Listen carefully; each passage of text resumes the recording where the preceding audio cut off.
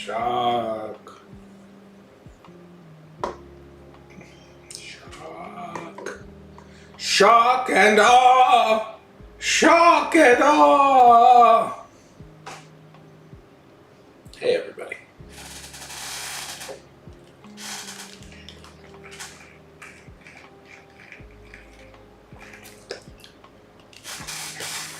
How's it going?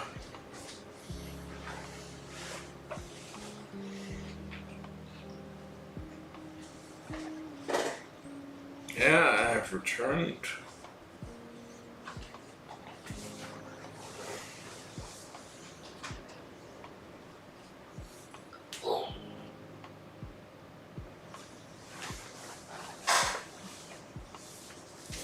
Hope everybody's doing good.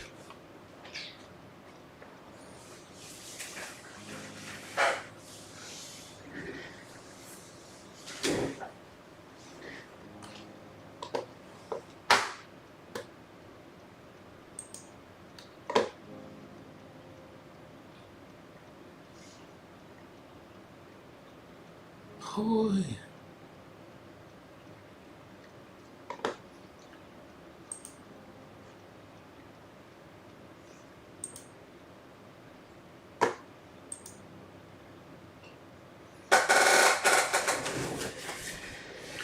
Clear sabbatical.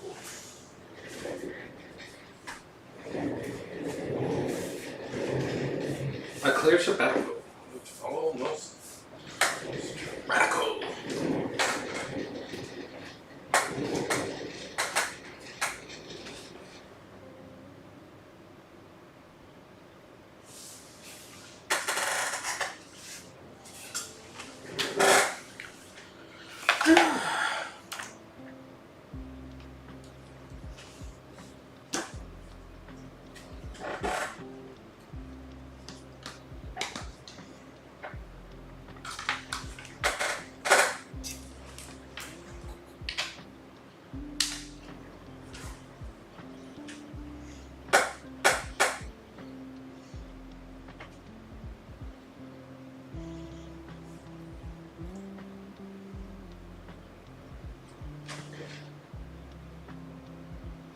Well, feel free to talk.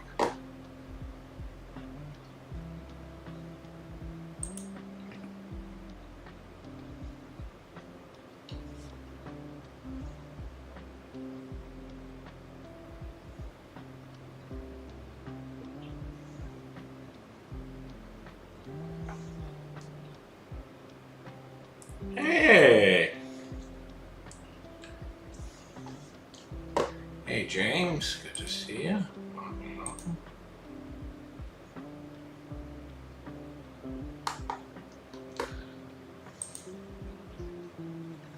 Welcome to the stream. Thanks for stopping by. Well, we're gonna do something later today. We have a definitive. That's a very good question, James. That is a very good question. I have a few things I could potentially be working on. I also was thinking of using this as an opportunity to submit to some places. Partly because I always get distracted, don't do that, and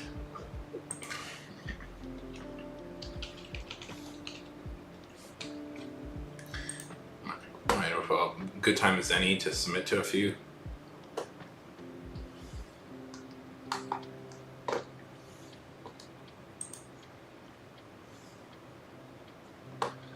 I have a few projects that I could be working on.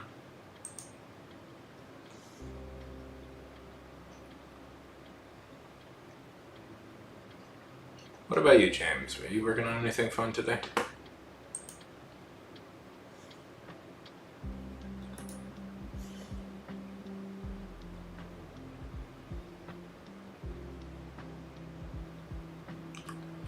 Sure.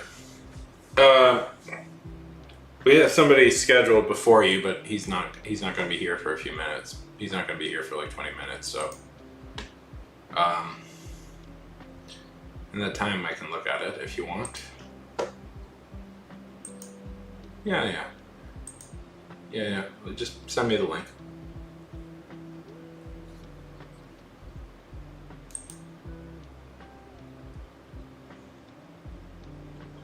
You know, of course, I only do this stuff for followers.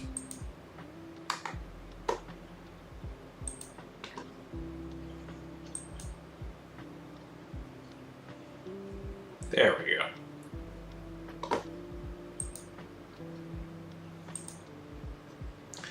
Yeah. Okay. Oh, sorry, James.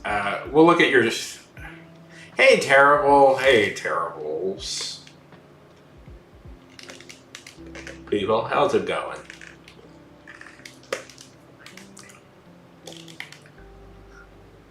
We'll look at yours next. Okay, James? Hey, the Dark Master. Hello, hello, hello, hello, hello, hello. You have arrived. You have arrived. How lovely is that?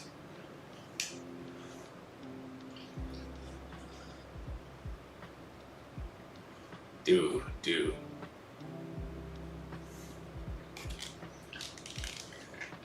Mm-hmm.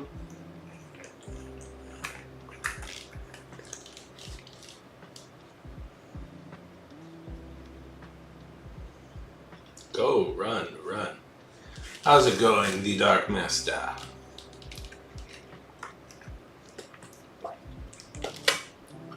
What are you guys working on today?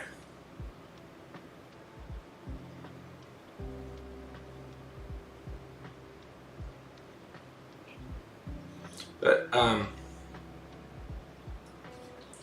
James. I'm just gonna do something, James.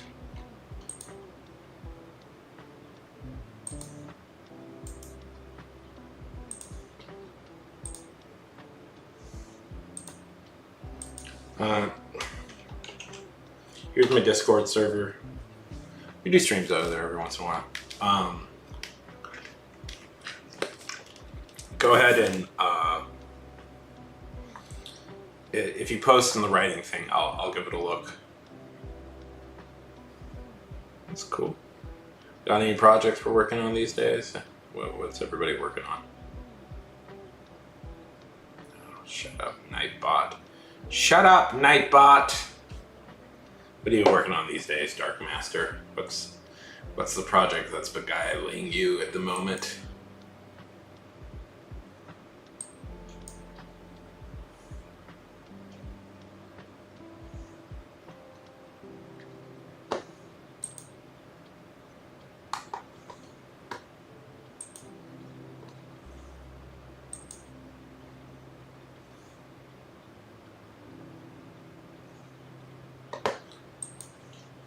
Oh, tell me about it.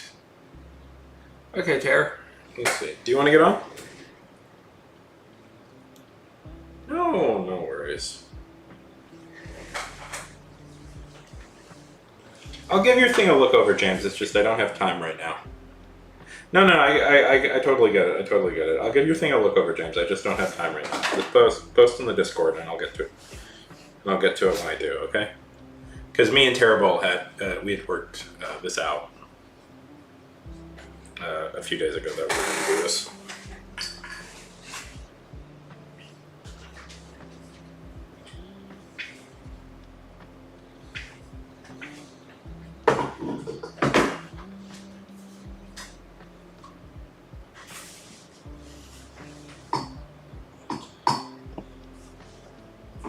I don't mind. I don't mind looking your thing over. Yeah. Get on.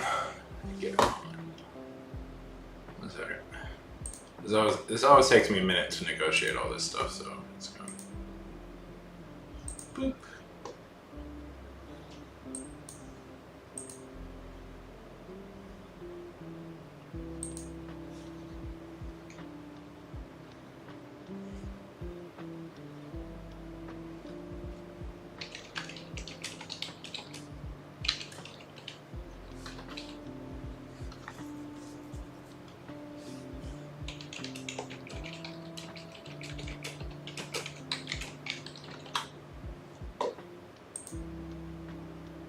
Oh, you're on there. Okay, lovely. Yeah, you can just do that. Okay, good. Oh, does this work, Sean? Okay, can you hear me? I can hear you. This is. Gonna be coming through your. Give me a minute. I said it's going to input and output device. Can you hear me? Oh wait, I know what's going on.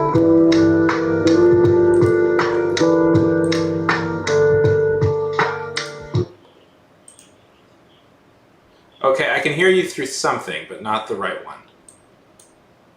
Speak now. No. Speak now. Yes! Lovely. Ha ha. Yes. Yes. One second.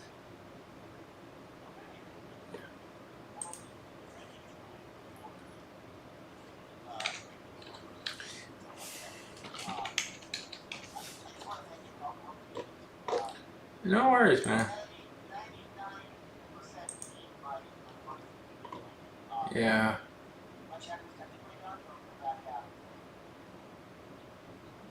Yeah.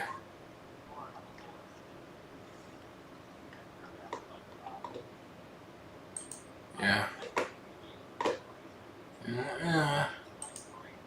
No worries. No worries. I do. I do.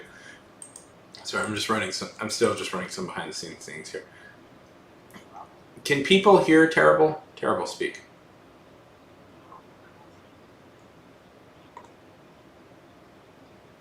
Yeah.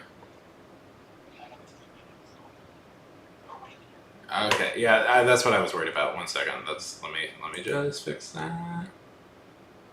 Audio input capture. Cancel. Existing desktop.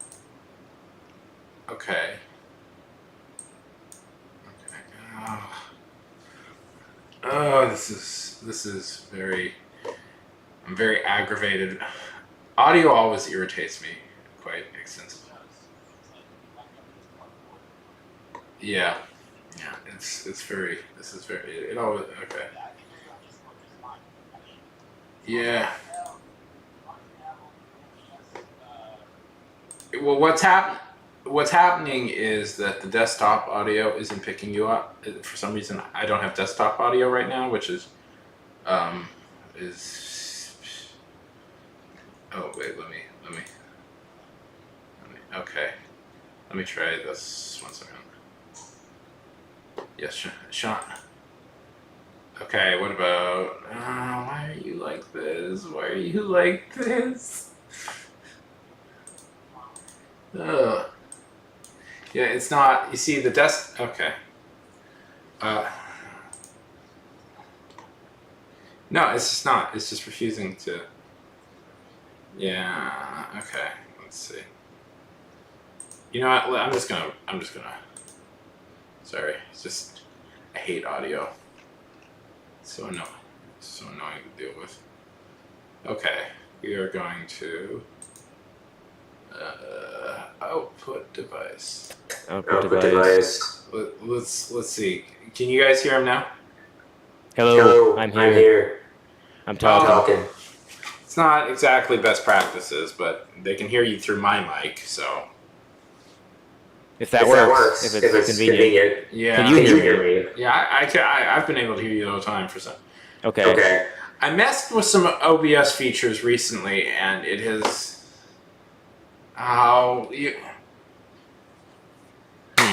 James? Probably because there's Dark? Can you believe that was the thing I was trying to fix?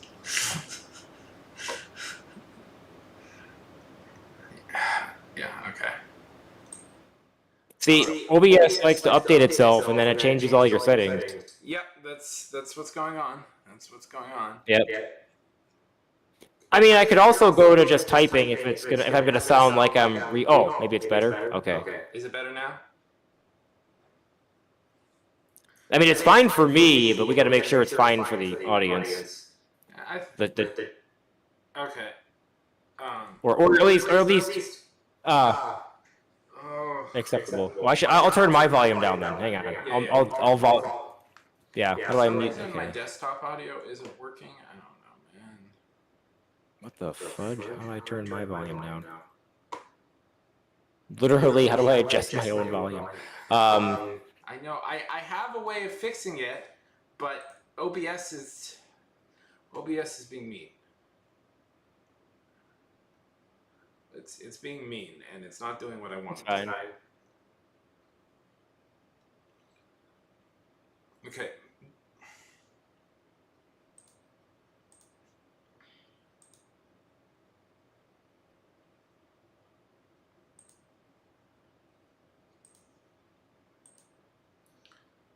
what if we did capture lobotomy? Hello, hello, the lobotomy girl. Oh, hello. Whoa. Say something. Say something. I'm here. Wait. We're- Oh, I we're think try- it's working now. Haha. I'm smart. I'm the smartest boy in the world. It's picking up now. Yeah, I have to. Okay. One second. Okay. Give me a second. All good. All good. Yeah. We'll make it happen. Isn't this everybody's favorite part of the The stream. Yeah. Okay. No. Okay. How does it sound now?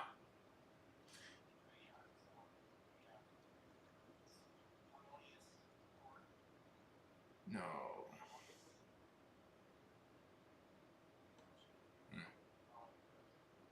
Nope. Now you can't hear him. I bet you can't hear him, right? Say something terrible. Speaking's a talking. Talk. Speak. Okay. Speak. Okay. Can you hear him now? Talk. Speaking. Oh, I see. Because you're switching scenes, and your scenes have different settings. Yeah. Okay. Yeah. Well, it's part of the. There's a few different problems all happening at once, but okay. You can hear terrible now. Okay. I am here. Yay. Okay. Okay. Let's see where we are. I want to make sure you have the. I think you have the document. I do have the document.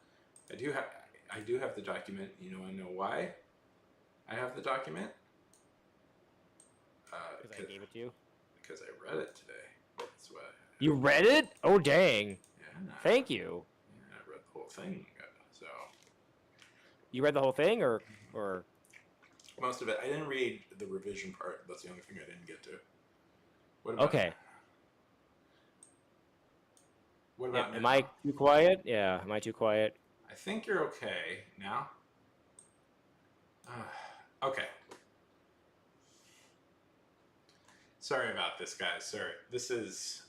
I haven't been messing with like the audio. I haven't been using OBS for a while.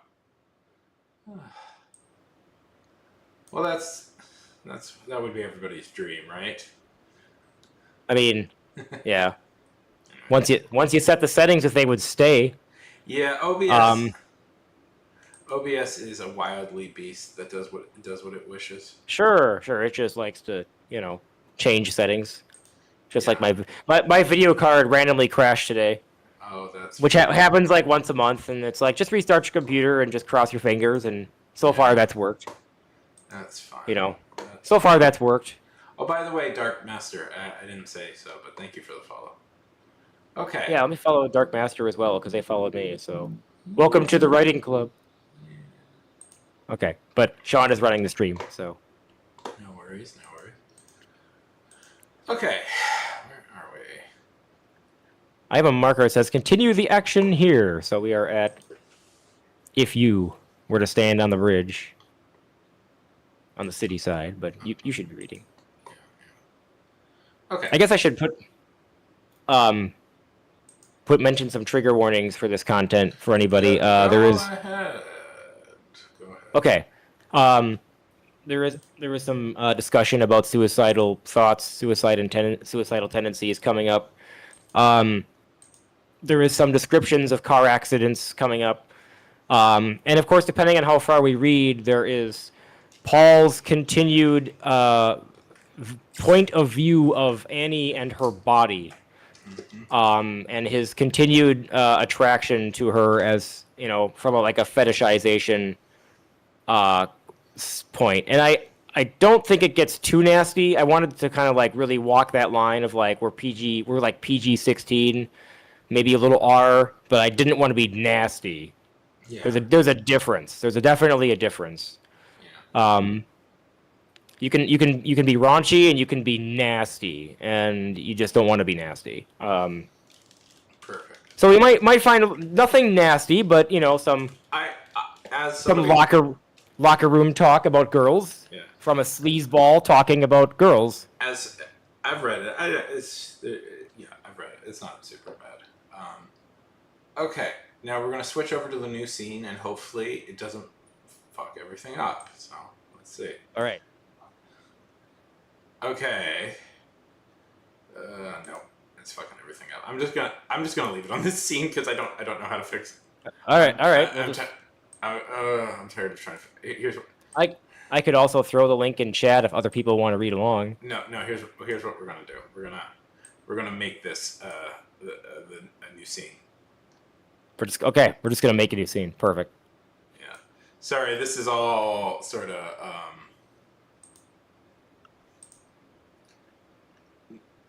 This is maybe not best practices for.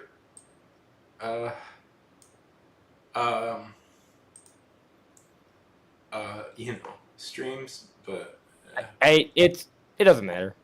yeah. Let's see. Okay. Display capture. Existing. There we go. Just make a new scene. It's fine. Yeah. Yeah.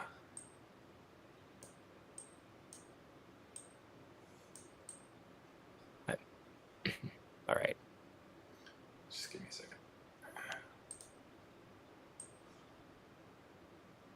I really wish updates wouldn't permanently screw everything up for me. Wait, are you on Windows 11? I think so. Okay, here we go. Yeah, because Okay. I'm not yet, so Okay. I'm holding out forever. Everybody can hear him. Everybody can hear him. Yay. Okay. All right, I'm talking. I think I'm talking. Yeah, I'm up there. I think. Hooray. I see a bar. I see a bar going up and down. Okay. Okay. 1 second. There we go. Oh heck yeah! All right, we got a scene up. Yeah. All right. Okay. You might have to zoom in. That's the plan. Yeah. We should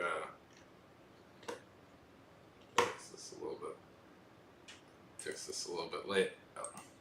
I'll make this a proper scene later, but Sure. it's good. Oh, this is okay. It's It's good for now. It's good, and you can hear, and we're good. Okay. Okay. Okay. So yeah, we should. Oh, go ahead.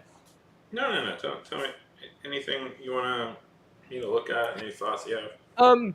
I just want to thank you again for helping me, encourage me to meet a deadline and just kind of push the story forward. And depending on how much we read, I found an interesting plot twist that I really like, but I won't spoil it because my plan was to write the entire story in Paul's perspective, and then that suddenly didn't work anymore, in part because I shoved him in a box. And I thought, wow, this novel's gonna suck now if my main character is in a box, or at least a box-like structure. So I better switch perspective, or Switching perspectives. What? That's a the next crime. 300 pages are gonna be looking at a piece of cardboard, a dark piece of cardboard. But that was like my newest plot twist. So for the month of August, I really have to dig into Andy's character, which I haven't really done yet. So that's my motivation and also my fear. But Gonna have to. other than that, I think we're. Oh, what was that? No, go on. Other than that, I think we should start, at the scene with the bridge. Yeah. If you were to stand on the bridge, yeah. So it's just sort of like an inner chapter describing this bridge over the bay. Yeah, that's what I wanted. A little bit what I wanted Yep. to talk about. I'm just looking. Yeah. For You just scrolled past it. it. Yeah. Um. Let's see. Yep. There it is. Yep. And then we're gonna get into some driving action. Exciting driving. Exciting driving. Yeah. Okay. All right. Well, whenever you're comfortable.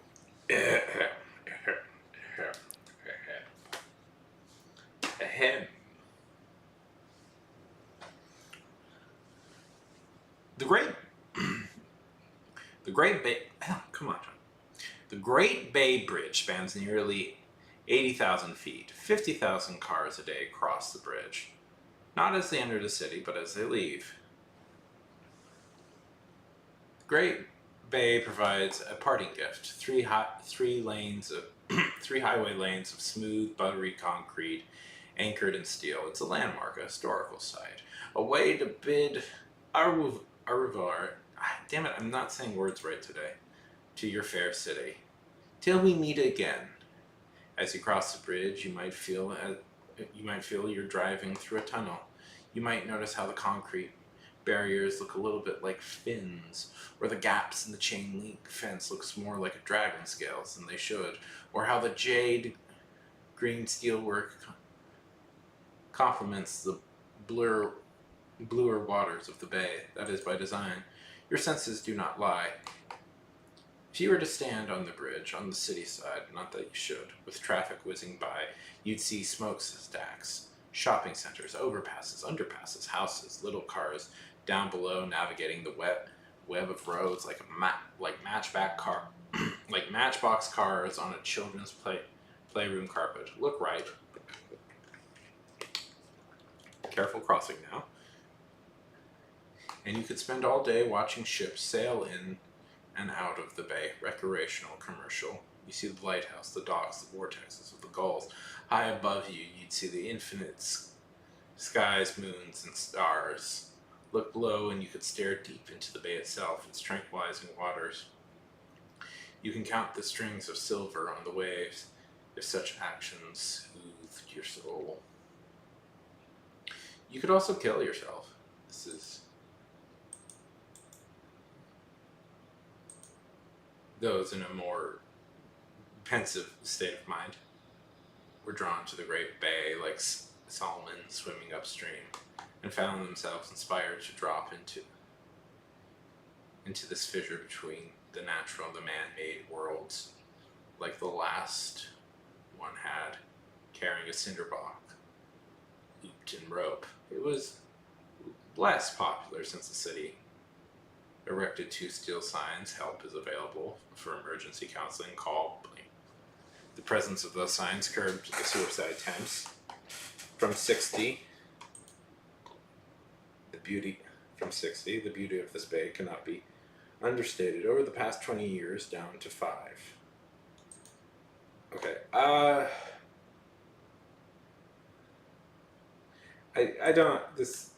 would cut this. This is a really good, like, got a thing going. This Okay. is if not cut, just move, because this is kind of distracting. Oh, okay, so it's distracting to the tone of describing the Yeah. strength of suicide. Yeah, and it also kind of ruins the rhythm, and it's like you kind of lose your space for a minute. All right. I don't know. I would just Yeah, I get what you're. No, I'll mark it for possible removal. You got a good point. Yeah, because it's like from 60 over the past 20 years down to 5. Because when I was reading this, I was like, I got this. I kind of lost my place a little bit from what you were doing. You know. You lost your place from this interruption, the beauty of this bay. Yeah. I got distracted, and I was like, oh right, he was talking about the suicide reduction. Anyway. All right. Yeah, it's interrupts the tone. Yep. It's a good sentence. Just, and I don't really see what it adds, honestly. Yeah, I kind of do describe the beauty of the bay before we get to this. So do we really need to repeat it? Yeah. Well, the question is, will the reader understand that this is a very, very attractive spot? If you were in a very dark emotional state, this is the place to go. Well, if you want to make that clear, like this is the best place in town, you can do that. It's here where you interrupt a thought is not right. It's not the greatest. I mean, I get it, because it's like, oh, that's a lot. Yeah. Never Yeah. underestimate the reader. Yeah. Yeah.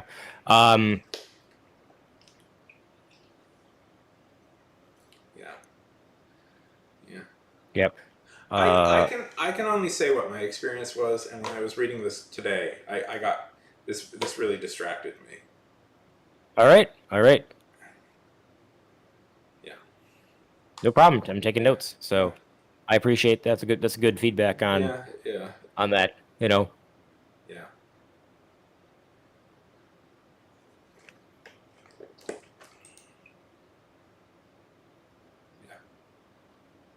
The signs were hung on the industrial side of the bridge, providing a backdrop of humanity's rightful home and discovering one's.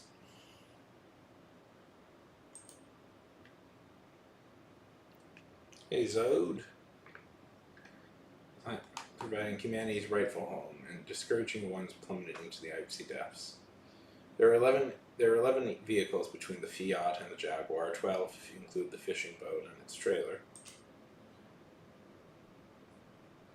Hey, Opus, good to see you.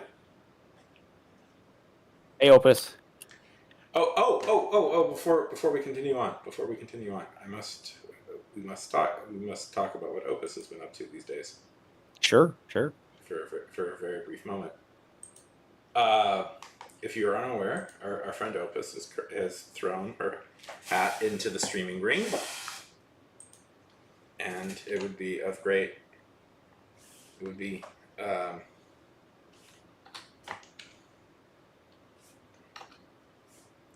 Hello, Broken Teacup Opus. And if you were to give her a follower, if you were to give her a follow to help her hit affiliate status, that would be greatly appreciated.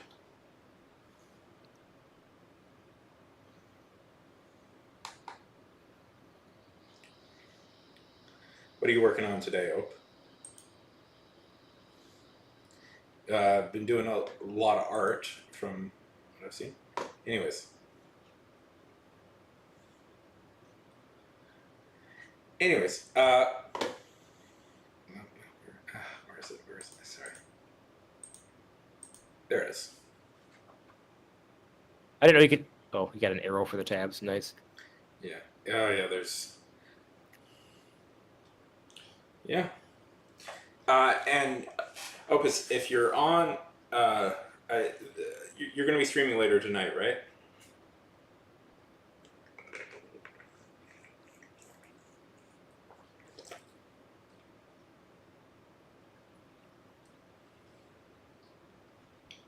Yes, you. Okay. Tell me when, and I'll make sure to keep on long enough so I can raid into you. Okay? Yep. So we can all. Yep. Okay. Well, we'll do Terrible's thing, and then I'll stay on long so I can raid into you. Oh, for about 30 minutes. Okay. All right. Yep. You know, I might just raid you anyways, even though I'm probably gonna stay on. Okay.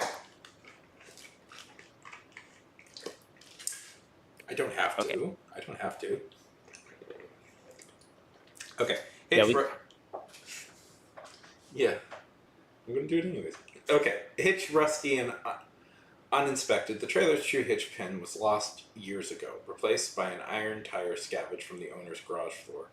The fit wasn't perfect, but that was fine. Iron is stronger than steel, right? For three summer vacations, it was. But iron is brittle. It does not flex or twist, especially under the threat of another posted city sign. Beware of high winds. This, ironically, was not to warn the drivers of the sturdy 4x4 pickup trucks hauling trailers and boats, but drivers of compact cars, where a breach of sensible wind could buffet your vehicle enough to send it halfway into the adjacent lane, assuming you weren't prepared to rapidly correct your course.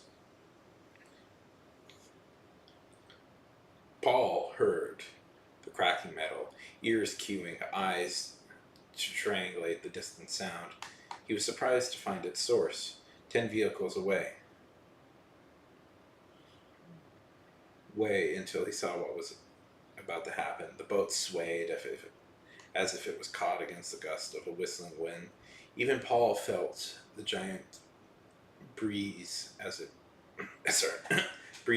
battered the Fiat, pushing it forward the leftmost lane. He was in the center. He'd been micro-correcting as he drove. He made a micro-correction now. Fingers, please. By the steering wheel's leather touch. Paul subtly considered the Fiat's handling. He wondered if Annie would let him drive it more. Fix it if it broke. Maybe, if he fixed it enough, It would be his car. Thoughts of working as Annie's personal mechanic renewed his heart. Hopeful.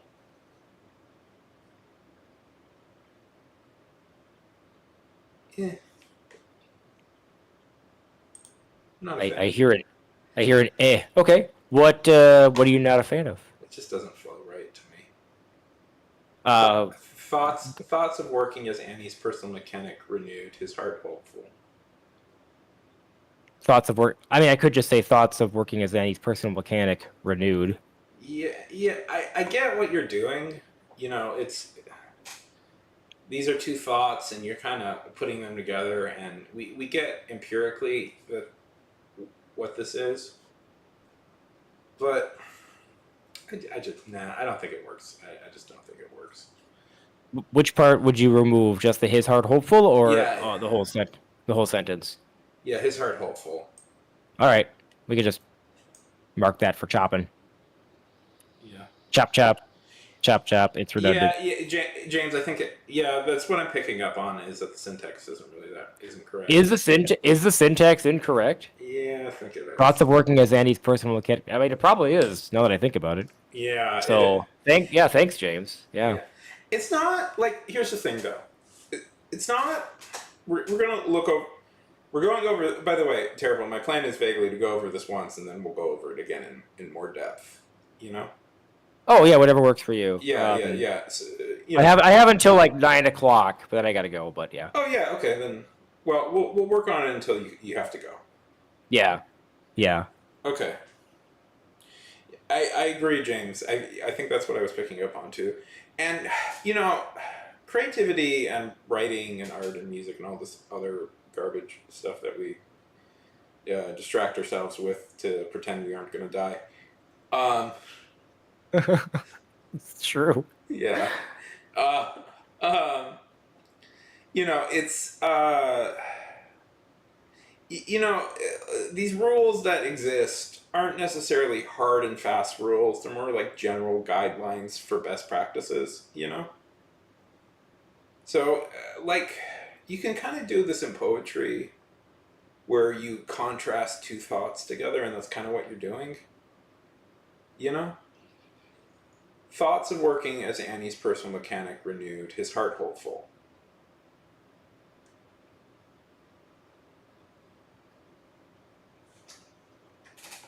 I think my theory is that. Hey, Faye. Oh, go ahead.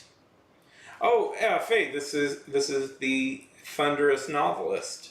The thunderous novelist, because the great. Thank you, Sean, for making that my. I have decided to more lean into the great and thundering, Yeah. and terrible, because all first drafts are terrible, like a thunderstorm that kind of floods your basement a little bit. Yeah. And I had a lot of really good feedback on my first chapter of this novel, No. like a couple hours ago, and I need to rewrite the whole thing, but that's okay. No. I was going to anyway. No. I'm only pointing this out. I'm only pointing out. You notice I'm not really pointing out a lot because I think most of this is I think this is working pretty well. Terrible. Okay. I'm just looking for stuff that maybe could be improved. Sure. I think. Anyways, I have a big note, but it might not even matter. Because I rereading it. I was like, oh, you know what? That's not. That actually works. I was a little bit incredulous about something you did, but the more I think about it, the more I'm like, yeah, you know what? No, that worked. Oh, boo! Summer's coming to end. Man, summer comes to an end earlier and earlier every year. Yeah.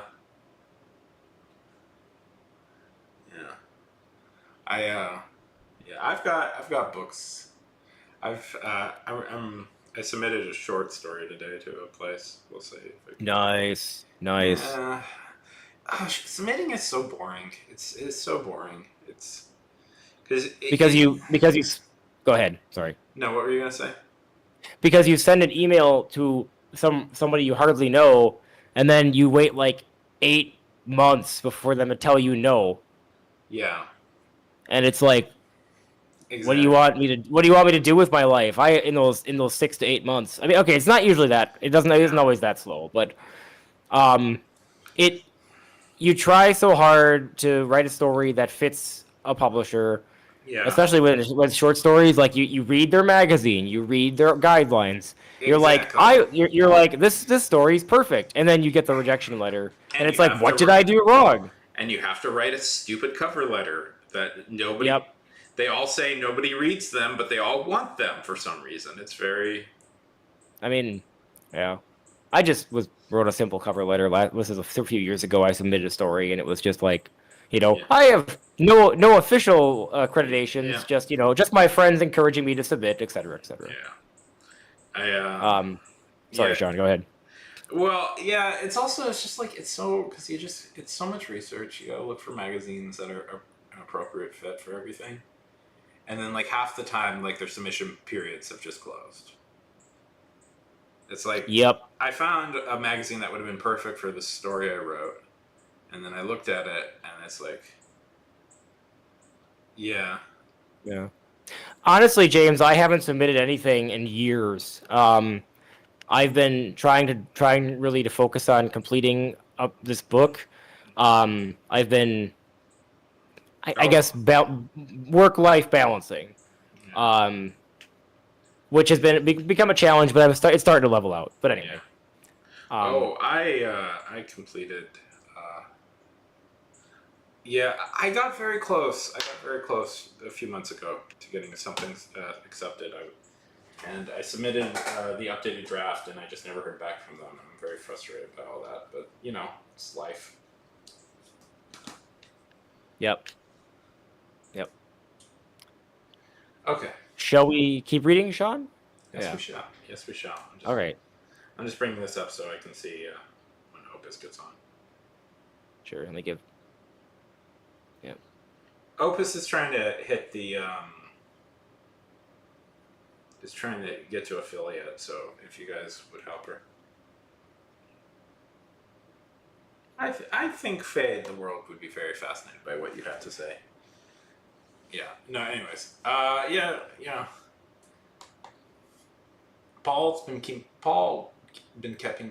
up with traffic, and city traffic gave no fucks. His speedometer read 72. The boat swung left, then right, then left again like a pendulum, building momentum, increasing pressure. The iron snapped. The trailer was a two-wheel single axe, barely rated to carry the 19-foot boat, and that it was, if you didn't count the onboard hanging of the stern, oblivious to error. The pickup pulled away, the trailer nosedived, sparks flying as its hitch ground pavement. The craft quickly slowed. This would have been the end, if not for the hostess truck. I like that. The truck, 8 cars ahead of Paul, didn't move the trailer and the boat, nor... The truck, 8 cars ahead of Paul, didn't notice the trailer and boat, nor how the alignment of the trailer's tires and the curve of the road caused the craft to veer towards the center lane, angled at 45 degrees. Now it was blocking traffic. The heavy truck air brakes screeched worthlessly, slammed the trailer, turning it into a pinwheel. Paul glimpsed the face of a golden woman in a blue shroud, Queen Mary written on the side of the boat in beads. The face disappeared as Paul spiraled around and around. Paul! Mary's next victim was a Ford Fiesta. Paul had changed oil in hundreds of Fiestas, half of them sleeping clutch. The cheerfully purple car caught the prow of the boat, freshening its momentum. The Fiesta's airbags exploded. The driver's hand flung like gulls, the inflatable bag preventing them from steering away from the bridge's guardrail, where they crashed to a stop. Turning 3 lanes into 2, brake lights now, brake lights ahead, brake lights behind. Drivers were walking to the emergency.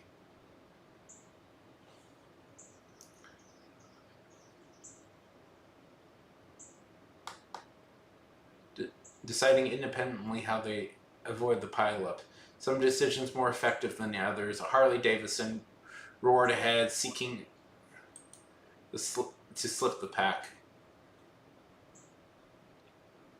Sorry, I'm just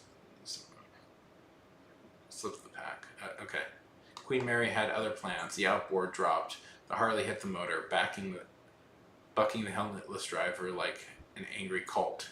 Carried by momentum, the cycle wobbled, snaked, and bounced off the guardrail before tipping over. A minivan bounced over the fallen bike, yet somehow kept driving, dripping fluid, dragging exhaust. Even in the sun, sparks were clearly seen. This was when Paul hit the gas. "Paul, stop the car! Stop the car, Paul! Stop the car!" Henry was panicking, a reasonable reaction. Henry couldn't see what Paul could see. The numbers, the gaps, suddenly like a dying star. A philosophy was born. It was never about the distance, but the distance between. Paul, who prided himself on the ability to see distances, to memorize torque. Okay, so this is something I wanted to talk to you about. Okay, yeah. I kind of forgot I wrote this. It's interesting to hear you read it. Yeah. Very fresh. Yeah. Not sure I want it, but thanks. I'm glad you're putting in the effort. Yeah. Okay. Is this a thing he have you talked about this before? I have not, but I would like to when I rewrite the earlier parts of the novel. Okay, because I've read some of it, and I've never seen Paul pride himself on his ability to see distances. That's an interesting character trait. That's an interesting. Yeah. So Paul is a car guy. Yeah. And and that's something that when I rewrite the character, it's going to become much more important earlier. But he's also he's kind of. Oh, hey, Enzo.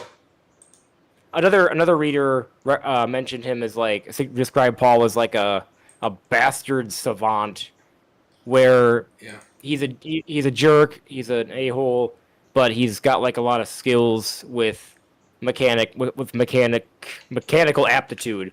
He's very adept, and he has like a natural aptitude to he's in a fast car, a small car, trying to suddenly avoid a wreck. And 1 sec. It's like a new level of what I'd like to describe as like a second level of his aptitude for measurements suddenly kicks in. Yeah. Yeah. That's an interesting. 1 second. Playing with making scenes, that's okay. Yeah. Hello, Robin Rakin. Well, Hey, Rob. We are just so that our friends on Discord can see what we're talking about. oh, cool. It is reversed, and I am sorry about that. I know there's a way to fix that.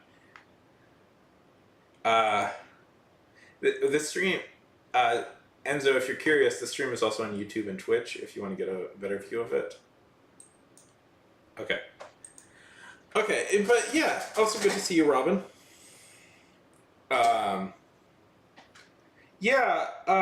I mean, that's a really cool, that Paul kind of has really good spatial reasoning. I like that as an idea. But it just, it kind of came out of nowhere.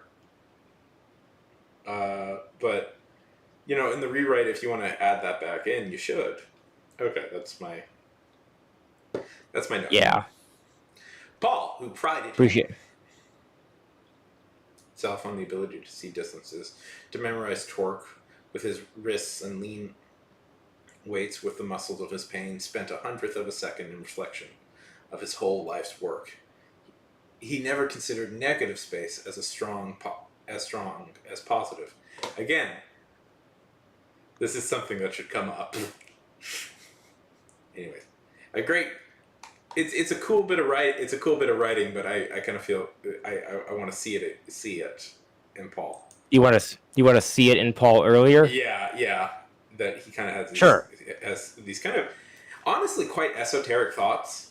Anyways, Yeah. a great crunch arose from behind Paul as the first row of drivers slammed their brakes, and the drivers behind those slammed theirs. Noses met rear fenders, then those fenders met noses as a third wave of cars collided on the bridge, creating a bottleneck that would delay rescue efforts. Paul swerved right. Tires squealed. The Fiat twisted on a dime. No. Yeah, why is it twisting on a yeah. Also, that's a pretty hokey cliche. Yeah, yep. That's just how they talk about cars. Turning on a dime. What does that even mean? Yeah. There's no dimes on the highway. Hokey phrase. Yeah. Switch it out. Yeah. Literally, Yeah. no dimes on the highway. We can do that better. Yeah. Like it's adequate. However, it's not as good as it could be. Yeah. I had a teacher once in college, and this is a good. Yeah, it's the reason I'm not really mentioning much else because the rest of this is super fucking solid. I agree with James. It's super fucking solid. You don't need to do a lot with this. You're pretty much there. But yeah, I don't know. It's one of those things where it's like I had a teacher, and this is, I think this is a good writing practice for everybody who wants to learn how to be a creative writer. He made us write a story, and he said what we had to do is sit down and use every single cliched phrase we could think of to write the story. Ooh, that's a good exercise. Yeah, it's like, and that was the one. That's all you had to do was think of the cliche. So, okay, guys on Twitch, I'm going to do something. I'm not logging off. And feel free to come back to me, but I'm going to send, because I think we got a lot of lurkers over here from Terrible Stream, and that's fine. But you would be better served right now over helping Opus, you know? I'll go lurk in Opus' stream. Yeah. So I'm gonna so feel free to come back, but I'm gonna initiate a raid over to Opus's stream, okay? But I'm not gonna log off, okay? Is that good? Everybody understand that? I'm good. I'll just hang out. Yeah.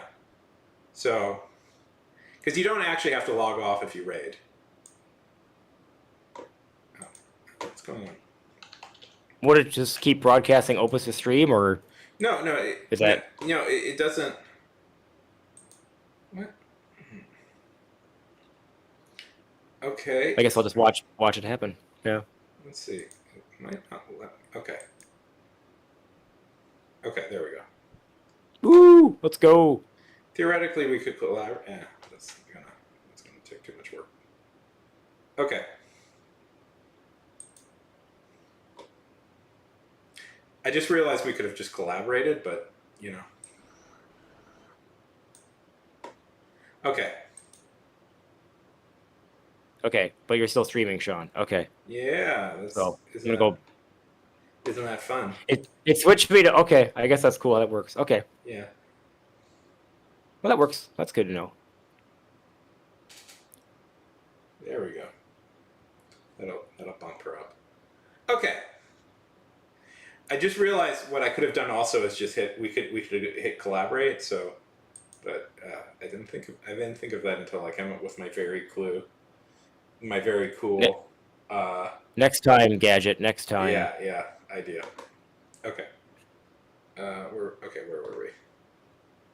We were at like Paul, please stop. Or no, we were at the Fiat twisted on a dime, which is a phrase we're not going to use. Yeah. So yeah, you're talking about your college professor challenge professor. Yeah. Yeah. So what he did, and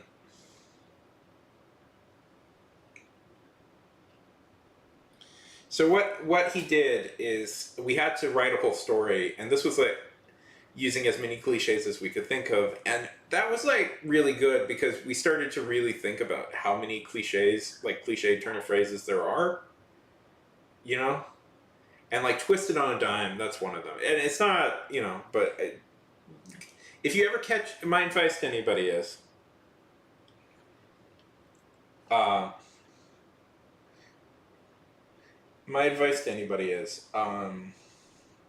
if you ever catch it, it's okay if you do it, but if you ever catch yourself Try and come up with your own original turn of phrase. It'll usually be more fun and better. You know, it's not. If not for a wild gust of wind, Paul might have rolled Fiat over. He didn't, though. And managed to avoid both the Harley and its driver. The body motionless in the road. Paul checked his blind spot, his mirrors. He swerved left to avoid the onboard, then the Ford, then the hostess truck, which stopped in the center of the lane for some. Paul, please stop! Why was Henry stomping his feet, and was he crying? Now there was just the boat. Queen Mary had spiraled to a stop, but the wind whistled again, and the trailer rolled.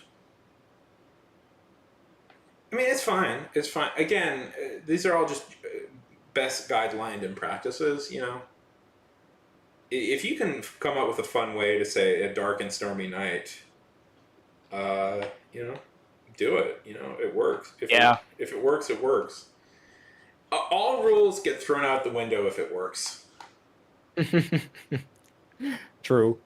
Again, the trailer rolled, nose scraping towards the right lane, towards the Fiat. The trailer's pointed nose like the battering ram of a ship. Swerving left would have been sensible, if not for the pickup truck blocking the lane. If they had maintained speed and course, the boat would pin them to the bridge's guardrail. The car stabbed through the windshield, and Paul stepped straight to the face.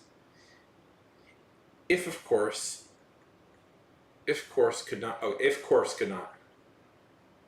It's okay. Yeah.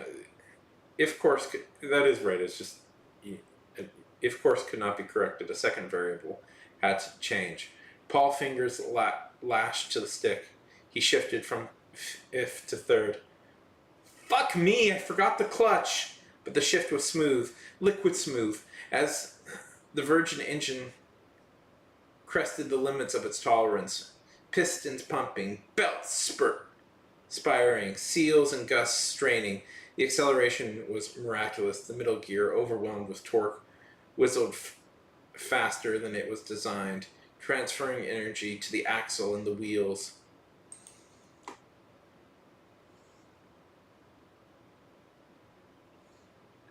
Should I stop adjusting? Is that bothering you? No, that's fine. Just seconds. Okay. The outmotor redlined, needle buried 8,000 revolutions deep. The turbo kicked. Then there'd be space, just space, between pedal and carpet for Paul to give the Fiat every drop of air and fuel it could consume. The speedometer tricked 99. The Fiat squeezed between the Queen Mary and the bridge's rail, slipping beyond the runway boat with scratch to paint no longer than glitter flake. Paul swung to the center lane, and the road ahead was clear. Yeah, no, that's what I wanted to say. That's what I wanted to say, Terrible.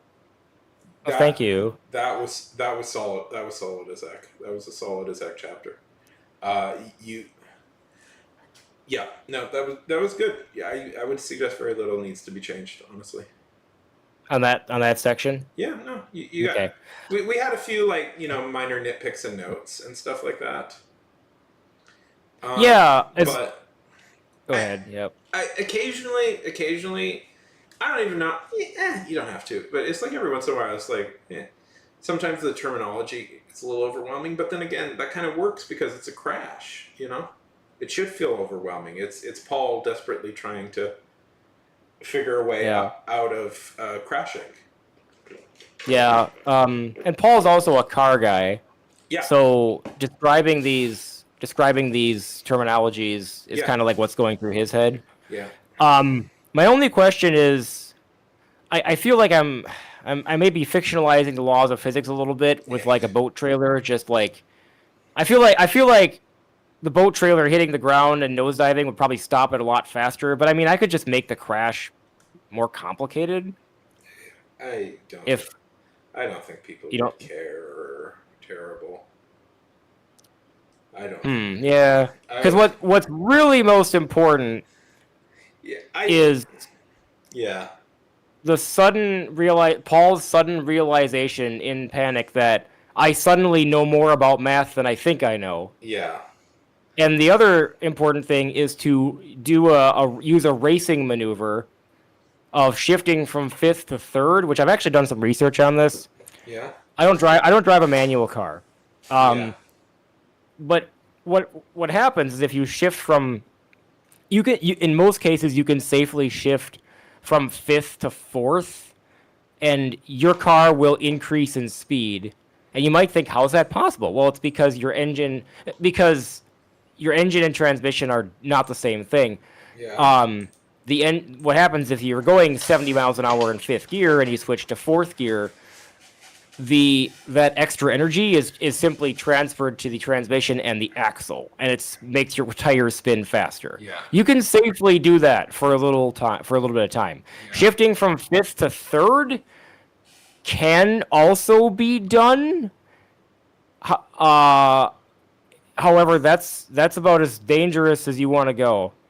Anything a bigger shift than that, and you're pretty much going to destroy your car because the lower gears are not made to withstand high speeds.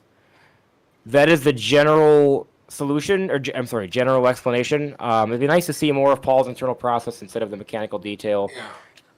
I'll write a note to myself. Yeah, I mean, that's a good note. But the thing is, Paul strikes me as a little bit of a person who's much more comfortable with the mechanics than he is with, like he expresses himself sort of in mechanical thinking, at least from this, Ooh, I like that. this passage. It's like, you know, he kind of looks at the...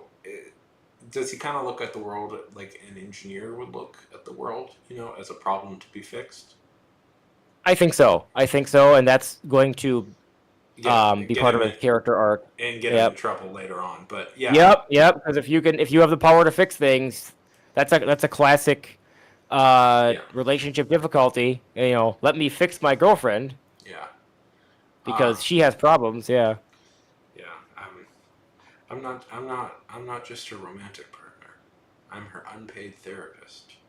Mm-hmm. And I, of course, know exactly what to do as a therapist, even though I have zero training. Yep. It's it's something I've had to learn to get over myself a little bit. Classic guy mistake. Classic partner mistake. Well, I'll say. to be fair, I also think you do see that also flipped with women a lot. Sure. You know, it's Sure. like the fantasy is like, oh, he's terrible and awful, but I can fix him. Yeah. You know. Yep. I think humans, we all just want to fix each other, and we don't know how. Yeah. You know? Yeah. And lobotomy, I agree with you. Physics are merely a suggestion in the beautiful land of fiction. Yeah, okay, so the one thing I was thinking about was, when I was reading it this morning, was you have a POV switch here. When we're on the bridge. Yeah, talking about the bridge. Yeah, that's just kind of omniscient. Yeah, no, but you switch from third to second. You know? Oh, really? Yeah, you do. I mean, When do I do that? I wonder. Let's see.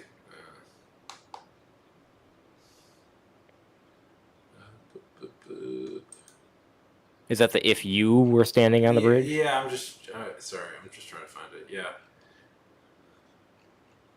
All right. Great. Okay. Yeah. All this stuff. You might feel like you are driving through a tunnel. You might know. Yeah. I mean, that's all second person. Okay. I didn't know that. I guess you could say if one were to stand on the bridge. Yeah. I mean, again, people are a little bit, I think, too dogmatic about POV switches. You know? But, I mean, this kind of... It's not bad, necessarily. It's just, you should be aware that you're doing it. You know? Yeah, that's a good point. So let me make a note. I use POV switches for clarity, or in my case, when the story puts my character literally in a box. Well, I guess I'm gonna have to switch POVs then. Yeah. Um, I mean, okay. Have you ever read Kafka on the Beach by Murakami? I have not. Okay. So it does kind of it has an interesting structure in that it switches from third to first. Every chapter switches to a different POV, and it's not so. There's nothing wrong with what you're doing. You're introducing like different perspectives and different narrators at times. Yeah. Mhm. It's always editing, lobotomy. It's always editing. It's terrible. But so I just think you should be aware of it, because if you want to do this, feel free to. And you're even kind of prefacing this with like kind of a chapter shift. So it should be fine. But I just thought you should be aware that this is going on. Sure.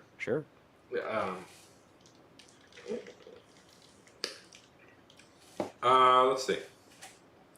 Yeah. What else do I have any other thoughts?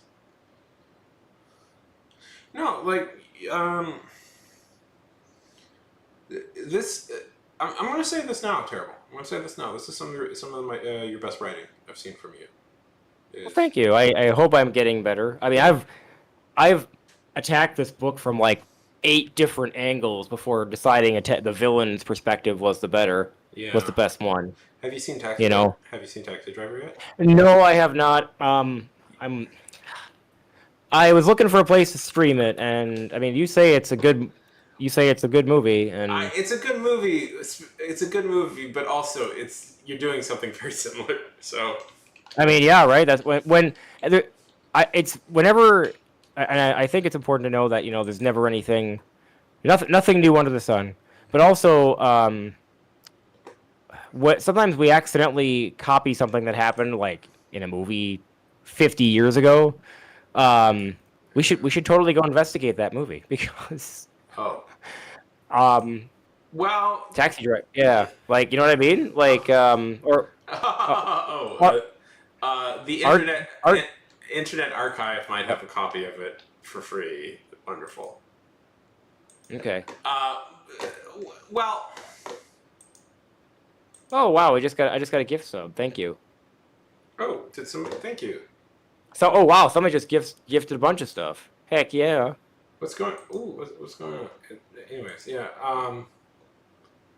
Well, thank you. Who just? Oh my God! What? How do I have a hype train going? Who just? You have a hype train. There's gift subs floating around. James is just gifting. Thank you. Look at this. Holy heck, James! Wow. Oh, okay. Woo-hoo. Okay. Well. Yeah. I wasn't paying total attention there. Okay. Shout out to James. I'm going to give you a follow at least. Thank you so much. I appreciate it immensely. Okay. What was I saying? Talking about POV and how it's not necessarily it's static, and then watching Taxi Driver. Oh, it was on the Internet Archive or something. Yeah. Sorry. Yeah.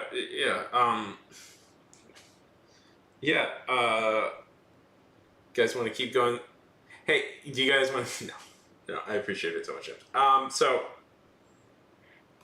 the thing about this is Paul is essentially an incel, right? But I'm working towards. Yep. Yeah. So it's it's like Taxi Driver is very much about who that sort of guy was in the 70s. Oh, thanks, James. Thank you so much. Taxi Driver was very much about that sort of person in the 70s, so it's really quite present. Anyway, so you're working very similarly. So Okay. Um. Okay. I don't know. I don't think you really got. I think you've got this pretty sharp. Terrible. I wish I had something more to say. I'm glad you understood the driving scene and the rapid the rapid swerving out from the accident and the hopefully the what has to come through is Paul's sudden like realization that negative space is just as concrete as positive space. Which that's good, right? That's interesting writing, but my opinion is that kind of comes out of nowhere as correspondence. Okay. Yeah, like because Paul, from my experience, is kind of like not that heavy of a thinker. No, there's also a subtext to this scene that I don't know if came through at all. Oh, what's the subtext? Because this is a literal crossing of a border. Like when I talked about the bridge being a destination for people that commit suicide. Yeah. Like this represents a ritual, but I don't know if that's gonna come through the first time, and it probably doesn't even have to. Like that's something for like the scholars to argue about later. Yeah, the scholars 100 years from now to argue about the symbolism of Paul crossing the bridge. Crossing over to the land of the dead. Yep. Yeah, this is his clown show, his first clown show. It's literally the land of the dead. Well, it's getting there. And it's honestly well written, although I think the stop dialogue could be moved. Thank you. Yeah. Thank you. It is a little bit in your face, the stop dialogue. Yeah. Okay. I mean. All right. I mean, you know what you're doing. Like, this is a much more, because I think I've looked at an earlier version of this chapter, and it was very This is a more complete version. Okay. Thank you. Yeah. Yeah. Anything else? Anything else you want to talk about with this? I guess. Oh yeah. Okay. So when the chapter starts, I like your idea of having them banter back and forth, making worse and worse jokes. Except Paul is taking the joke seriously, and Henry is playing along because Henry's a professional comedian. Yeah. So Henry is just playing to the audience's needs, but Paul is doubling down on disgust because he's misinterpreting Henry's playing along as Henry being enthusiastic. Yeah. And then this gets interrupted by the car problem. Yeah. Yeah. I mean, you should do that. Yeah. Yeah. Yeah. Do you want to read? Oh, go ahead. Oh no, what were you about to say? I have about 10 minutes left before I realistically got to go wind down. Do you want to read a little more, or do you just want to chill out and talk about character ideas? Sure. Tell me, what's gonna happen? You've talked obscurely about Paul, like he's gonna do something quite bad at the end of this. That's my goal. However, in my experience, the endings we plan for characters are not necessarily the endings that the story wants. Do you want me to summarize what I have to spoil, what I have to work on with Annie? Yeah. Tell me about that. Okay, so this is I came up with this a couple days ago, and I guess this chapter kind of ends this way. As they park, they get to the park. Henry and Paul are driving there to catch up with Annie and the Jaguar, and the show is at the beach at the birthday party, rich family, like they invited his whole class, etc. This is what happened. So this is why the perspective had to change. And this is important because I never got into this with Andy's character because I kept thinking, what even is she? Is she, what is her motivation for being a clown or being who she is? Yeah, because so far she comes off as a little bit like a manic pixie dream girl, but manic pixie, exactly, and there's more to her than that. So it's an extravagant kid's birthday party, obviously thrown on by the adults. And this is where Annie's vanity and her business savviness and her own glitz and glamour suddenly and very frighteningly backfires. She recognizes the birthday. It's a big party, and she recognizes the birthday child has a severe disability and is not being properly cared for. Okay. And that, what I've been toying with is the idea of Annie having some former professional education, either in like actual special needs education or possibly nursing or medicine. And for some reason I haven't figured out yet, she's given that up. Yeah. But like she's like getting ready to put on the show for the kids and the birthday and everybody's happy, and suddenly she realizes the star of the show is suffering in a way that she realizes this is not a good place for the kid to be. Yeah.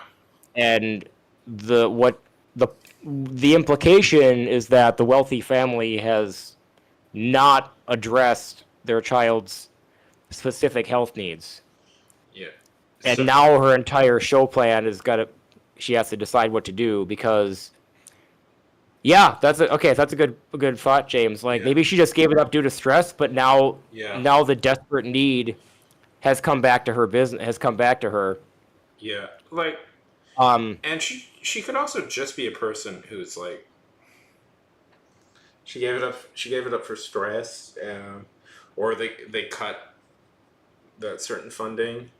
Cut funding. Yeah, had a bad experience. Yeah, there's a podcast I listen to, Behind the Bastards, and sounds like an interesting podcast. It's very fun. And and the host Robert Evans, he talks. He had experience in special ed education, but he said he was just he just kind of fell into it because they didn't really have the money to like train people, so he just got he just picked it up. Yeah, he just got kind of hired because it's like they just needed somebody. Mm-hmm. And he talks about that. He's like, that was like the most difficult job I have ever had to do. It was very intense. So no, this was before he worked for Crack. Yeah. I love Robert Evans. Yeah, I'm obsessed with that podcast. I listen to it all the time. Have you read his book, James? If you have, I haven't. I want to, but I haven't yet.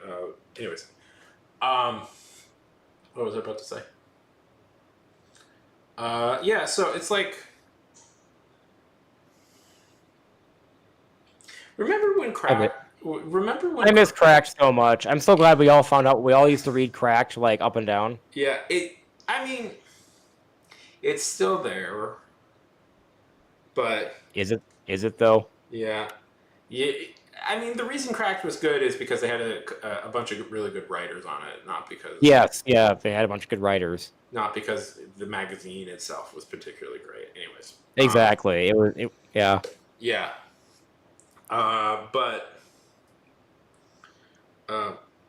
So it's just, sometimes people just fall into things. It's basic. She could just have basic moral decency of like, oh, they're treating their, son really shittily. They're just kind of treating him like a prop or something. Yeah, rich family just trying to prop up their son when this kid should not be here. Yeah. So that, because I was trying to think of what is the motivation for the character behind the motivation. Sure, she's a clown and runs her own business, but what is her calling? Yeah. Like why does a performer perform? And if we find out that her desire to perform, like what is she covering up? Exactly, James. And then so like suddenly she realizes that this kid is not being taken care of, so she has to like decide like right there, like should I bury my feelings and just do the show, or do I dig into my we'll just say for like example special education experience and reach out to this kid when his family is treating him like dirt. Yeah. or maybe not dirt, but improperly. So I have to research exactly what type of condition the child would have. Maybe I don't know. I was just thinking like, what would be the exact wrong thing to throw a big party? Like maybe the kid is like super like light sensitive or like Yeah, could be. I mean, I'm just thinking hyper anxious in crowds and stuff. hyper anxious. Yeah, You like know. he's sucking on his hands or something. Yeah, And like the exact worst thing for a kid. the worst thing for a kid. Yeah, well, the exact worst thing to kid to throw a big party for. You got to think of that. It's like, Yep. you know, when I was a kid,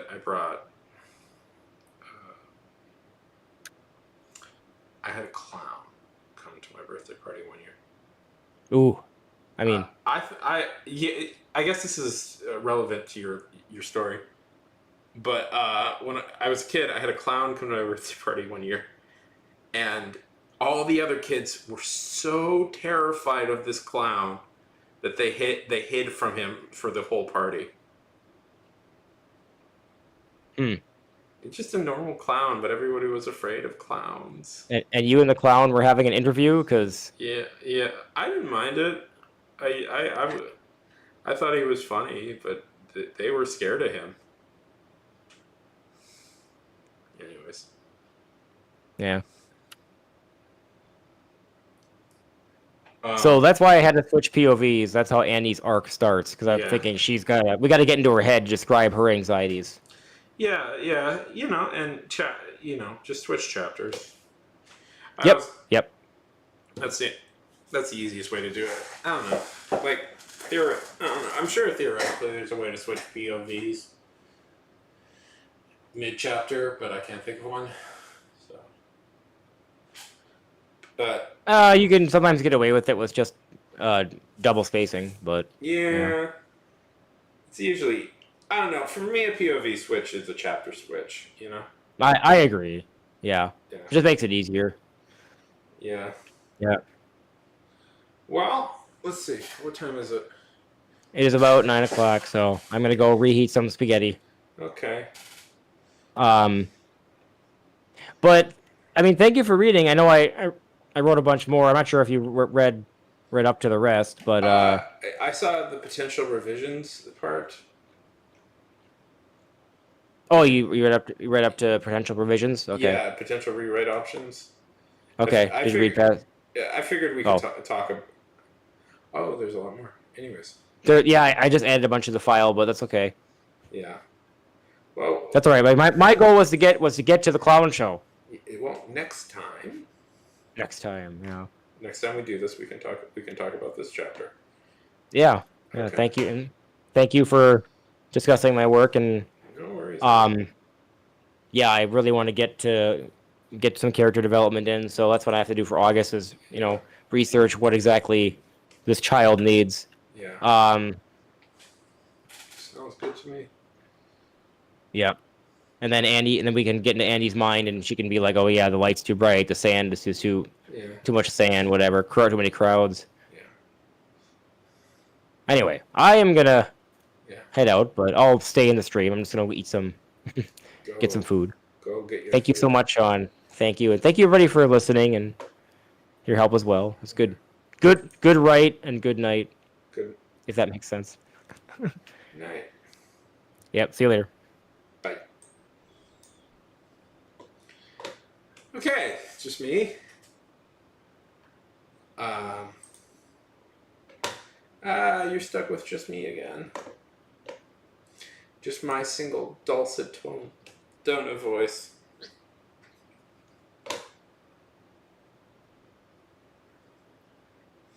No worries.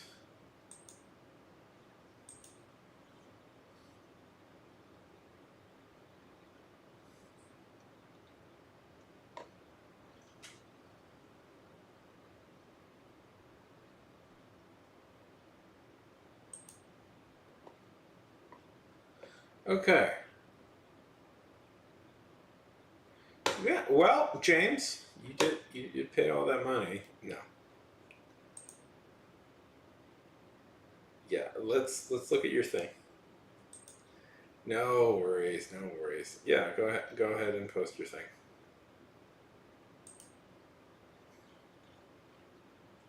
Oh, you did. Haha. Okay.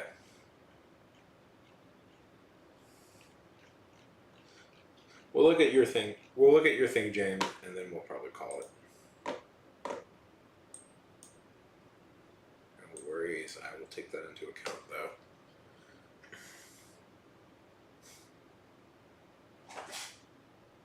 That's such a good opening line, man.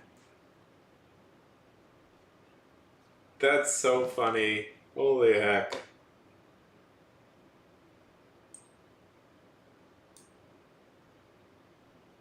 That's so funny. I was like, that made it. That's okay. That's a very good opening line. Okay. Ever since I was a boy, I wanted to be I wanted to be an intercontinental ballistic missile. When they shot Nixon, my father came home outraged. He had been a bank robber, and he had done that work with pride for 26 long years before that day. And once he had robbed a bank in Amarillo, Texas, without a firearm on his person, not even a .22 to press cold and flat against the base of another man's skull. There's no honest class of criminal left in this country, he lamented. Not one. It was 1972. I was 8 years old and my mother had died just 3 weeks prior. Radiation poisoning from testing microwaves at the Raytheon factory. I think they named a break room after her. Once a month, my father would take me to that factory parking lot and we'd listen to a cassette tape of Sinatra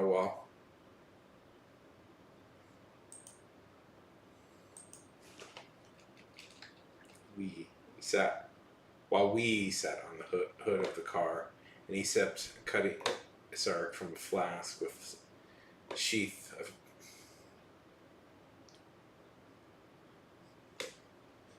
Be bold, lobotomy. Be bold. We can look at your stuff. I love to see your stuff. I've seen some of your comics, lobotomy. You have kind of an interest. You have a very interesting way of doing things. I don't think you have a very interesting way. Flask, a sheath of peeling leather, and when he was almost done, he'd pour the dregs into a highball glass tucked away in the glove box, and still stained on the rim, he'd fumble with a can of Schweppes soda water before filling it to the brim and placing it on the ground. Let the moment settle. Allow for the effervescence to froth over the rim and then subside, and finally, my father would tip the glass with the toe of his boot. Real gently, and we'd watch its contents stain the tar before picking up to leave.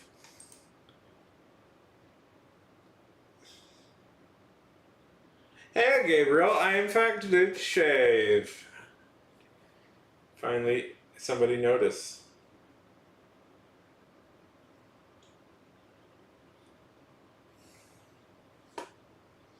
And howdy, we are looking at our new friend James's some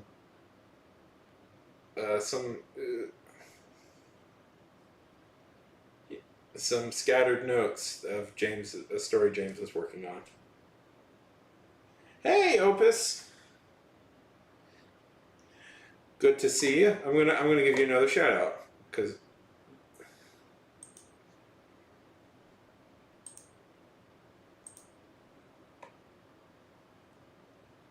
no, but that's a incredibly strong opening, James. James. Let me say this. That's an incredibly strong opening.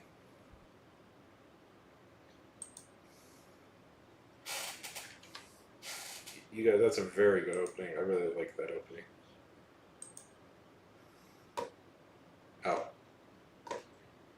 Oh. Let's see.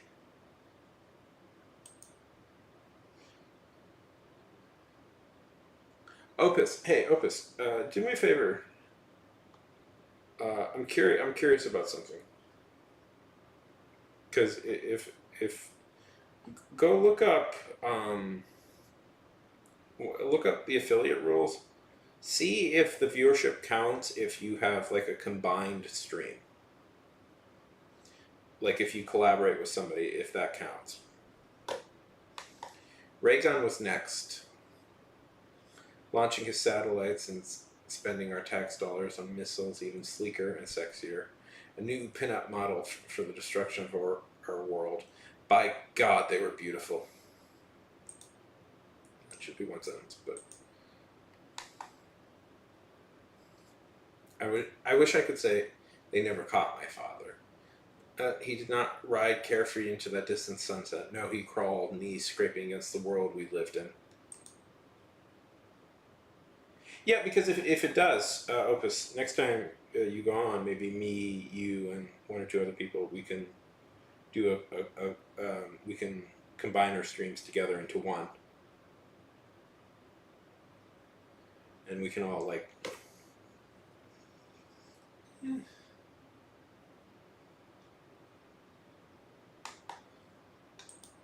Yeah, no, but I like you. You got something fun working. So, damned and demented, and surely not a soul had seen suffering like that which I saw in him. We grew apart and came together only when his basic needs were left unmet. When he needed to be fed spoon by spoon, he told me stories of the world I could mourn. Most teenagers come to hate their parents, even more when the man they'd wanted to become little more than a shell. Even more when the man they wanted to become little more than a shell of their former self. That's poorly written. It's a good. I get where you're going with this. But this needs to be, the sentence here needs to be reworked.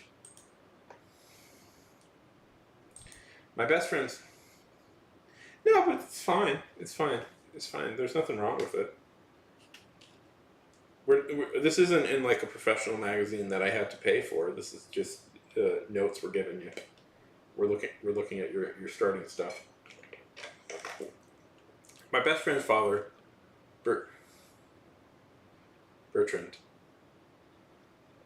I saw the change, and I saw him arrested, screaming in our front yard.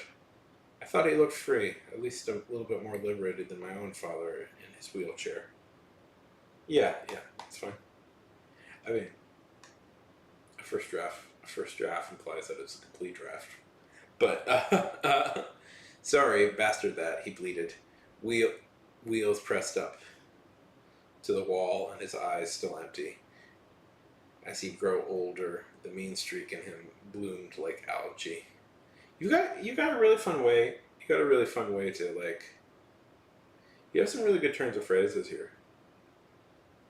I like. He's an actor, Dad. I stood up from the couch and went to fetch him another beer. It's just a show, nothing more. It came for him not long after DNA testing. Madman laughed when they carried him off. Didn't even say goodbye. I joined my first organization at 15. 5 years later, I'd find myself discussing explosive compositions with like-minded radicals in a little cell which had sprung out of the grassroots of Portland, Oregon. Are you from Portland? Or is this kind of a Robert Evans thing? We called themselves the Oregon Trail after a pixelated game filled with suffering which had somehow found its way into our middle school curriculum. I spent those years learning everything they had taught us.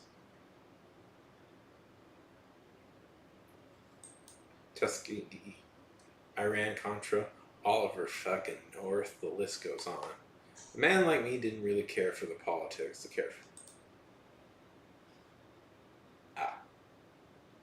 didn't really care for the politics, the carefully crafted reasoning behind each and every enemy of the people. I only cared for the opportunity to eschew the miserable day-to-day minutiae that awaited me in corporate or even trade life. I wanted a spectacular exit.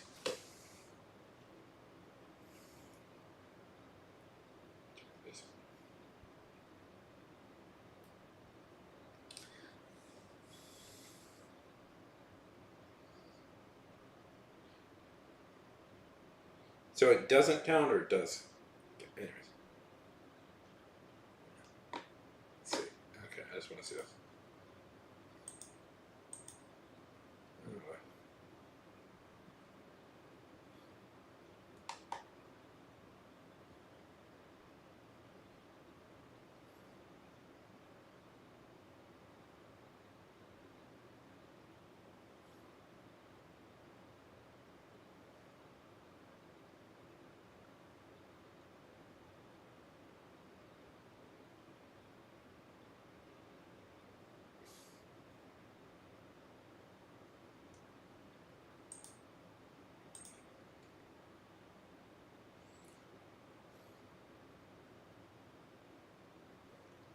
Okay.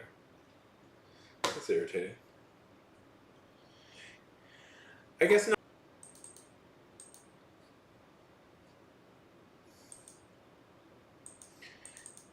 I don't think the quality has fallen off all that much. They stole me in Steiner, made me read Marx, even made me power through. Yeah. Hegel. All in the service of the theoretical underpinning which was to make me feel justified and true, as if my cause was the only righteous one. No. Yeah. It was the only righteous one. No honest class of criminal. My father knew it before he said the word. Each and every word of my fellow self-proclaimed counter-revolutionaries sought nothing but vindication for their own sets of beliefs. For each and every crevice of their polluted minds to be filled by the notion that they were right, objectively right, arguably right. Not that the other end of the political pond was any better. Even worse, by my meager estimation. Instead of concerning themselves with nuanced theory and obscure writers, they doubled down on absurd conspiracy. At least they were somewhat honest about their outrage. They didn't care to pretend that they acted out in accordance with some kind of heavenly mandate. Nah, they just had hatred in their shallow little hearts, and somehow that made me hate them more. So Marxists and Leninists and the Maoists became my second family. Not terrible company. They weren't at each other's throats. Only partial innuendo, I swear. You ever visited a state prison? Shit's sad, man. My father wasn't even a shell at that point. They had reduced him to a shed skin and some reptile. Just a vague form of the man he once was, and none of the substance. I wish I hadn't seen him like that. Seen him so reduced, so close to death, but I suppose that might be the duty of a son to a father, to bear witness to the final revolting image of the man you once loved. He once told me how his own mother hadn't recognized him in her last moments. Maybe a few days later, she'd broken her hip. I couldn't have known him then and now. I wish I had never known the aching feeling that came from him, a dull reminder, an alarm too far away to bother with, but still so very there that you can't quite ignore it. That shit was never coming for me too, man. I couldn't bring myself to die like that. Never, never, never. I still remember when I saw her for the first time, hair braided into cornrows, ready for a fight, knuckles busted, and ego tall. I'm not one for cliches, but it was love at first. See, I like that. That's a good line. That's a good line.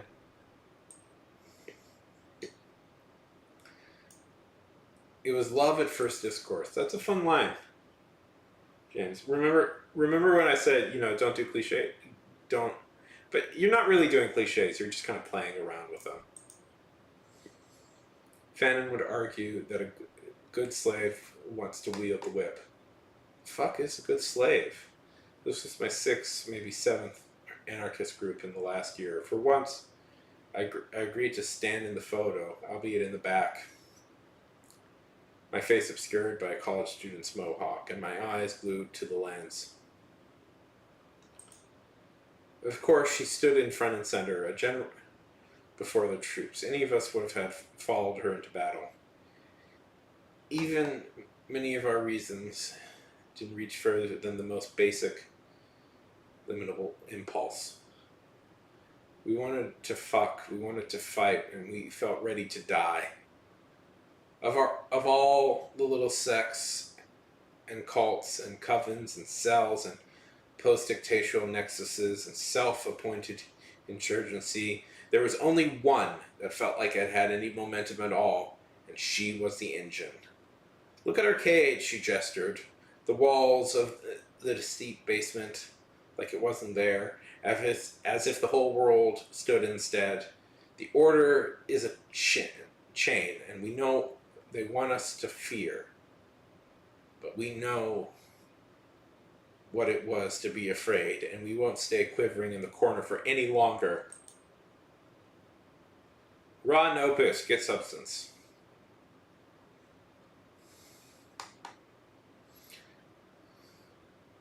Cheers erupted with every second line, with every eloquent allegation, which echoed in that mildewed basement. We have nothing to lose, she called to our assembly, but our chains. It went on in this vein for a few verses before someone put music on and someone else brought out the booze, and the room was abuzz with eager and overconfident discussions of plans that would never see the light of day. I found myself in the corner being relegated by a veteran of one of our nation's many incursions into the Levant. Missing a leg, he still spoke with uncertain pride about his actions and the camaraderie which they afforded him. I guess his gripe was medical aid or veterans affairs or something else personal. We're all single-issue voters at heart. Some of us just don't vote with ballots. We made our own bullets, assembled our own explosives. The sect had been called down to merge dozens of true believers. None of us really trusted each other, and we definitely didn't enjoy the communal vibe. Marcus, the veteran, was arrested by the ATF just 2 weeks earlier. That shit put half the boys into a spiral. Our engine, Ursula, hadn't lost any steam, at least not yet. The night of his speech, she pulled up some of us aside, not sure if it was the fact that they thought us true believers and genuine zealots, or if she just picked at random, or most likely, we were the only ones left in the room who looked insane enough. The Japanese have a word for it, seppuku. We were a week out at this point. She told us to meet the following night, and surprisingly, a few chose that moment to escape the whirlpool. It's mostly young men, at least younger than myself. I turned 27 while soldering wires behind a paper packet and plastic explosives when I burnt my finger and stuck it in my mouth. That tasted sweet metallic taste of tin. I figured that the universe was telling me time was running out. Not a week later, my father died. The prison hospice it kept him in had lost funding. He would have been out on the street in less than a month if he hadn't been lucky enough to kick the bucket then and there. They tried to shell me with the bill for his cremation. By that point, I was long gone. Off the radar, incognito. Each and every day, I spent a sacred hour watching television with my comrades while they laughed at the canned jokes from the chosen sitcom. I waited patiently for my turn. The Gulf War was a perfect excuse for our democracy to bomb the ever-loving shit out of some villager in Iraq. They might have even hit a few combatants by mistake. That's funny. I won't lie. Wall-to-wall coverage turned me on. It's a cliche, the missile as a phallic symbol, the kind of thing that you get taught in first-year English. Boring, but I wasn't content to think and just write and only theorize about it. I wanted to hold that vision close to my heart and be utterly atomicized. That's some really good writing, man. Hi, I ate 5 children. How's it going? How's it going? I ate 5 children, but it tasted like... I ate 5 children because I thought they were fried chicken. How is it going? Good to see you. That's some good writing. I think that's some good writing. It's obviously like... It's not a story yet. You know, you need to like connect it up and make it an actual story, but You know, you've got the good. I don't know. So you've got like 3 or 4 really strong scenes.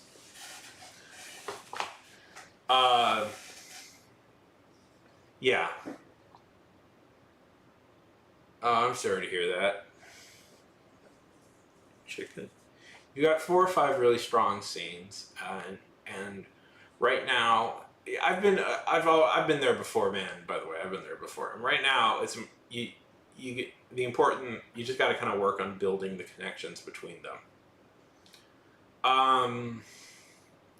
There's a couple of things in there that should probably be scenes and not descriptions of stuff that happened. Like, let's see.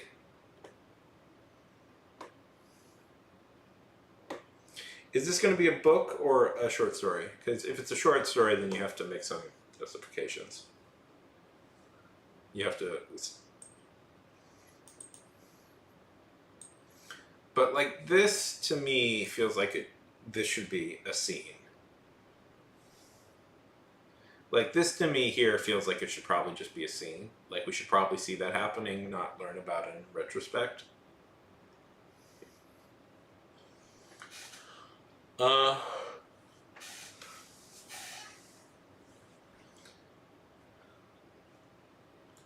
And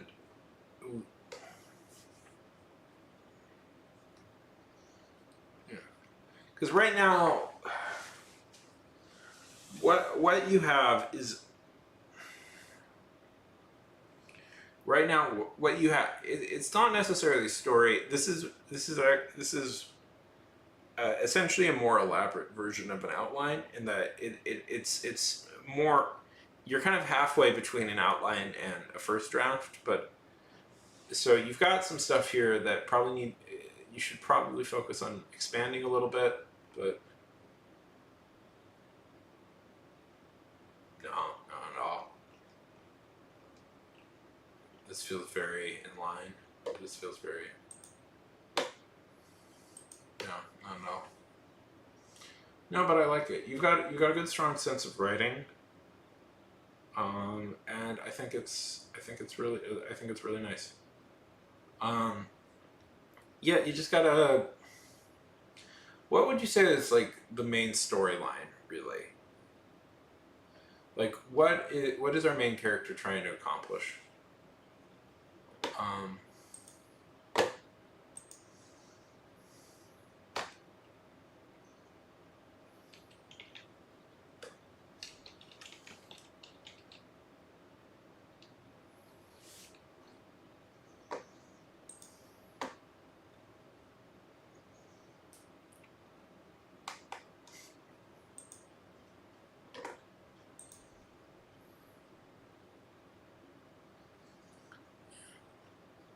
So there's always a few questions. It's like,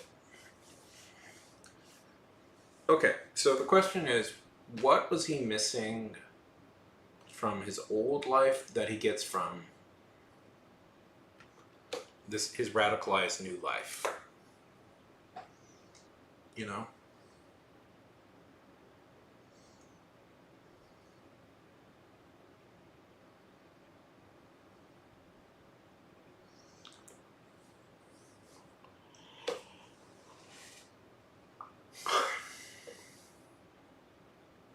Sorry, I'm a little bit tired, but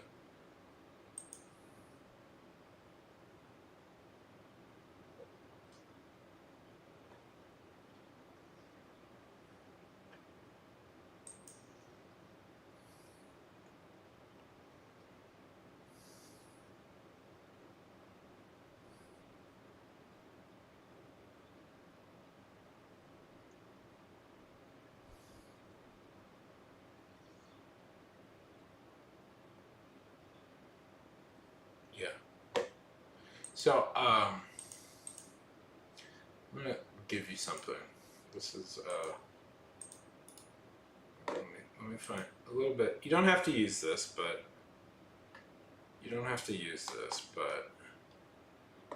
this is, you may have already heard of this, but I'll give it to you. This is stories.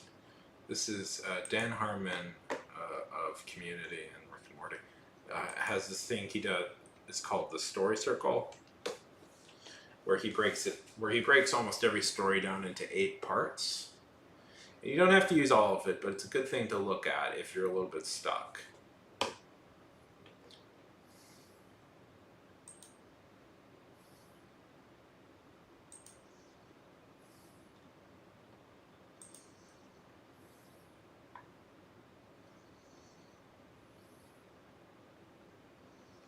Yeah.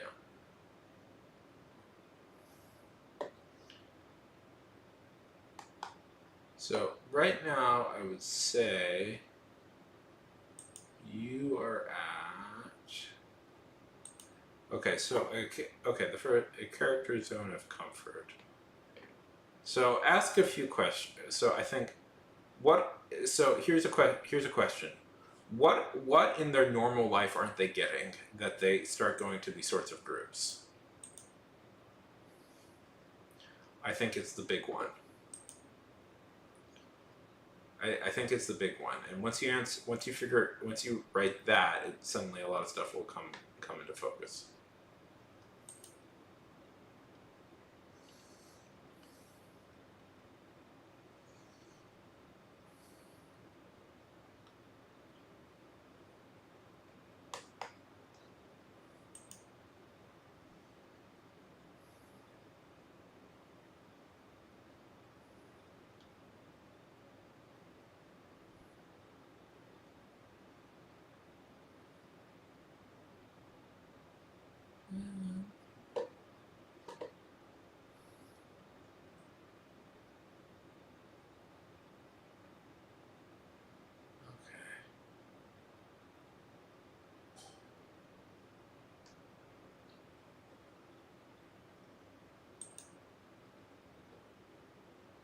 Yeah.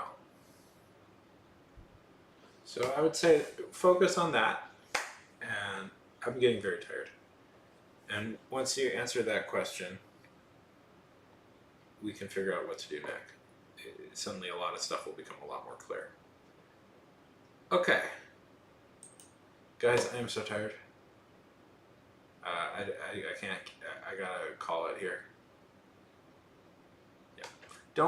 I would say also don't worry about focusing on, like, slowing down and focusing on small moments.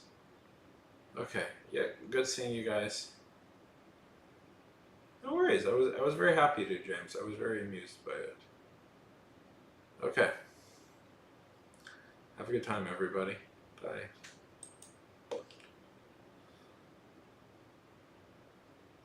I think I'm still on YouTube. Am I still on YouTube? I feel like I'm still on YouTube. Yes, I am.